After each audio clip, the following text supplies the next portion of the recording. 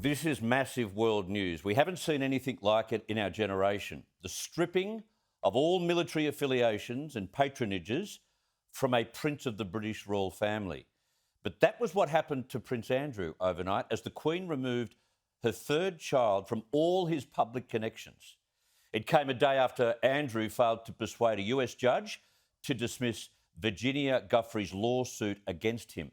So to unpack what this now means and whether it disadvantages Andrew's ability to clear his name, I'm joined now by royal historian Dr Cindy McCreery from Sydney University. Cindy, thank you very much for your time. When was the last time something so, well, it is degrading for him, so degrading happened within the British royal family? Well, thanks, Chris. It's hard to pinpoint an exact comparison, but certainly in 1996, Princess Diana, following her divorce from Prince Charles, lost her title of Her Royal Highness, and that was apparently instigation of Prince Charles personally, who didn't want her to retain that.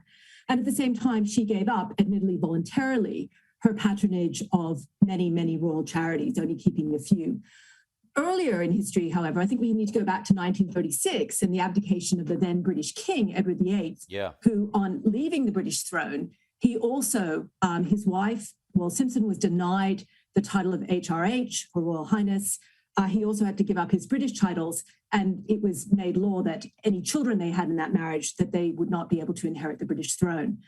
So this is really something that is a dark day for the British royal family. But I want to emphasize that this is a way, if you will, of amputating the foot with gangrene to save the royal body. And this is a way to preserve the reputation, particularly of the monarch, Queen Elizabeth, as we look forward to her Platinum Jubilee in February this year. Still, it must have been an agonising decision for her to make.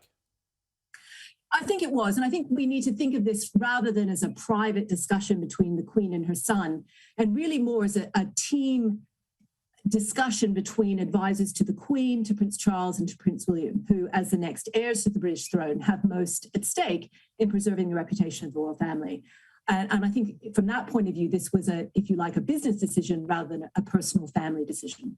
I could imagine Prince Andrew saying to his mother, no, not just now. I've got to try and somehow clear my name here. You're damning me before we even get to a civil trial.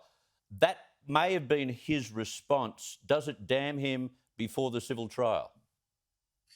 Well, I think whether it damns him or not, it wasn't really not just the Queen's decision. In fact, there was an open letter written to the Queen by 150 veterans of UK Defence Forces asking the Queen to withdraw Andrew's military titles from him, because, as one of them said, it was simply incomprehensible that a British officer who wasn't a member of the royal would have been allowed to keep those titles, given the way in which Andrew's been brought into public disrepute.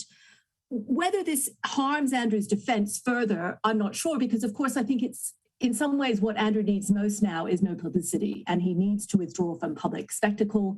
In some ways, this effort may actually try and make a clean break between him and the royal family, and that may in some odd way give him space, because there is less criticism now of him for retaining his royal duties. Now he's no longer got those royal duties. There may even be perhaps some sympathy for him in the public imagination. Ooh, that would be hard to believe, but maybe given time that could actually happen. So how does he spend the rest of his life? And if he does lose a civil trial, does he lose his title as a prince?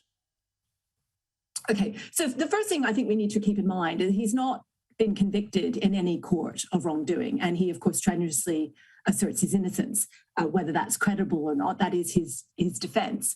So at the moment, he's not a convicted criminal. I think it's very unlikely that he would proceed to trial. He has nothing to gain from that, and I would expect that a settlement out of court is the most likely scenario, although it has been stated that Virginia Giuffre is not simply looking for a settlement, a financial settlement, and in fact, I would want some kind of statement. Well, it's hard to tell what his life will be like until that's actually resolved. I've run out of time, Cindy, but thank you very much for that insight. Excellent. Thanks, Chris. Okay.